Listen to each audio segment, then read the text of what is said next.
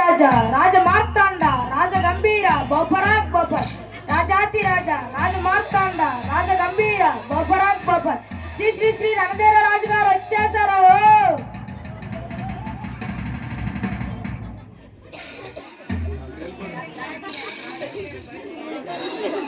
మహారాజు వారికి ప్రణామములు. ప్రణామములు మహామంత్రి. మన రాజ్యంలో ఉన్న విశేషములు ఏమిటి? మహారాజా, తమరి దయవలన ప్రజలందరూ క్షేమముగా సుభిక్షముగా ఉన్నారు. మీరు ఉన్నారంత ధైర్యంతో జీవిస్తున్నారు మహారాజా. మంత్రి, ఈ రోజు మాకు ఒక విచిత్రమైన కోరిక కలిగినది. చిత్తం మహారాజా. మన రాజ్యంలో పరమ బుద్ధిహీనుడు చూడాలని ఉంది మహామంత్రి.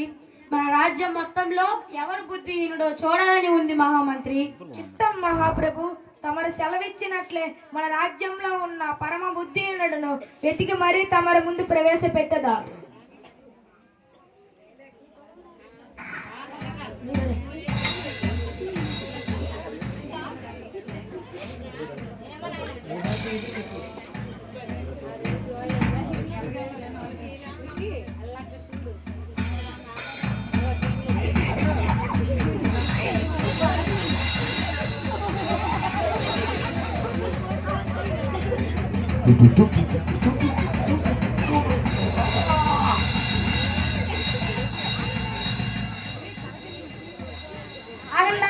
మీరు ఎందుకు కొట్టుకుంటున్నారు? దేవుడు కనిపించి నీకు ఏమి కావాలో కోరుకో అంటే నేను మేకని కోరుకున్నాను. నేనేమో పులిని కోరుకుంటానని అన్నాను. నా మేక మీదకి పులిని వదులుతానని అన్నాడు. అందుకే మేము కొట్టుకుంటున్నాం. మీరు రాజుగారి దగ్గరికి వస్తారా? ఓ వస్తాం.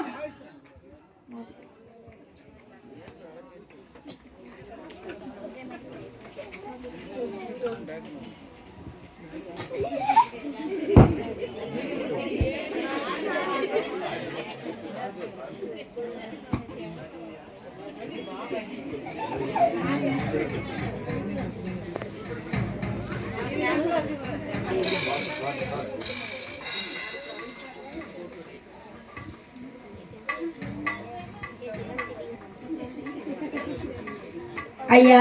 ఏమిటయ్యా? ఏమిటి వెతుకుతున్నావు? నా ఉంగరం పోయిందయ్యా. ఎక్కడ పోగొట్టుకున్నావయ్యా? పక్క ఊర్లో పోగొట్టుకున్నాను. పక్క ఊరిలో పోగొట్టుకుంటే ఇక్కడ ఎందుకు వెతుకుతున్నావయ్యా? ఏదైనా ఊరే కదయ్యా, అందుకే ఇక్కడ వెతుకుతున్నానయ్యా. ఇది పెద్ద తిక్కలోడులా ఉన్నాడే.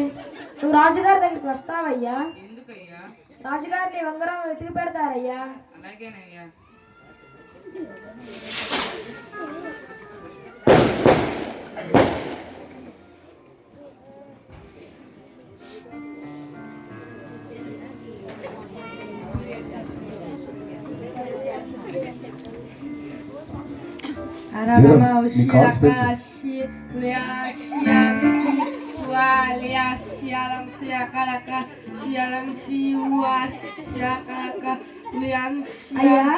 ఏమిటయ్యా?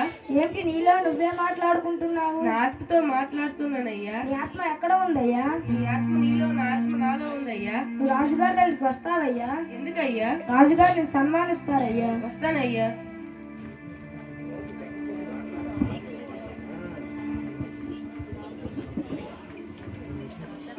రాజాతి రాజా రాజ మార్తాండ రాజ గంభీర బొపరాక్ బొపర్ రాజాతి రాజా రాజ మార్తాండ రాజ గంభీర బొపరాక్ బొపర్ శ్రీ శ్రీ శ్రీ రణధీర రాజు గారు వచ్చేసారు.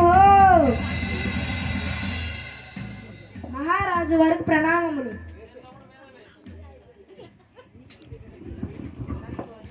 ప్రణామములు మహామంత్రి. ప్రవేశపెట్టండి ఆ ఇద్దరు వ్యక్తులని.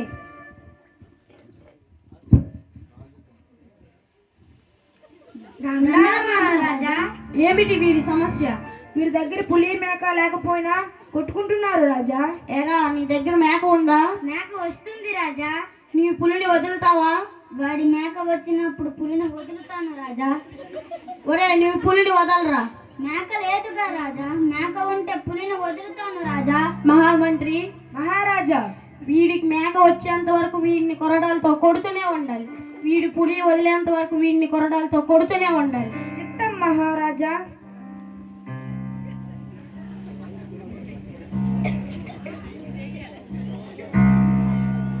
ప్రవేశపెట్టండి ఆ వ్యక్తిని.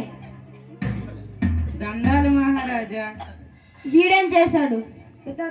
ఇతను పక్క ఊరిలో ఉంగరం పోగొట్టుకుని ఈ ఊరిలో వెతుకుతున్నాడు మహారాజా. ఎందుకురా అలా వెతుకుతున్నావు? అది ఊరే ఇది ఊరే, ఏదైనా ఊరేగా రాజా, అందుకే ఇక్కడ వెతుకుతున్నాను. అబ్బో, వీడి బుద్ధి ఇంకా పని చేస్తుంది. ఒక పని చేయరా, నీవు వెళ్ళి ఆ ఊరిని తీసుకువచ్చి ఈ ఊర్లో కలపాలి. అప్పుడు ఆ ఉంగరం అందరం కలిసి వెతుకుతాం. సరే రాజా, ఆ ఊరిని తీసుకువచ్చి ఈ ఊర్లో కలుపుతాను. మంత్రి మహారాజా, వీడు వెళ్ళి ఆ ఊరిని తీసుకువచ్చి ఈ ఊర్లో కలిపేంత వరకు వీడిని కొరడాలతో కొడుతూనే ఉండాలి. చిత్తం మహారాజా. ప్రవేశపెట్టండి ఆ వ్యక్తిని. వీడేం చేశాడు? ఇతను తనలో తానే మాట్లాడుకుంటున్నాడు మహారాజా. ఎందుకయ్యా? ఇది అంతా వ్యర్థమే కదా రాజా. అందరికి ఏమి వ్యర్థము? సూర్యుని కింద ఉన్నదంతా వ్యర్థమే కదా రాజా. బంగారం వ్యర్థమా? బంగారం పరలోకంలో నా కాళ్ళ కింద ఉంటుంది రాజా. డబ్బిస్తా, తీసుకుపో. డబ్బు అక్కడ చెల్లదు రాజా. వీడికి బుర్ర పోయినట్టు ఉంది, తీసుకువెళ్ళండి వీడిని. చిత్తం మహారాజా.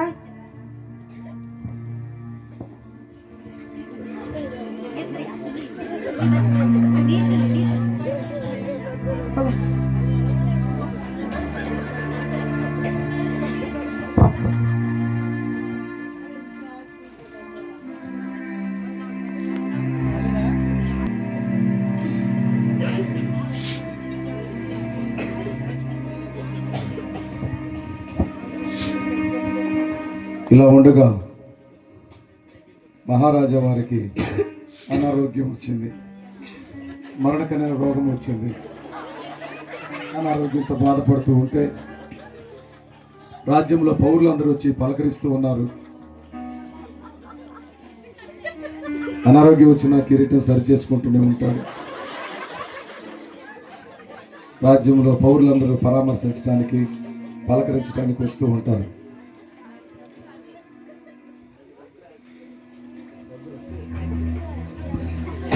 దండాలు మహారాజా.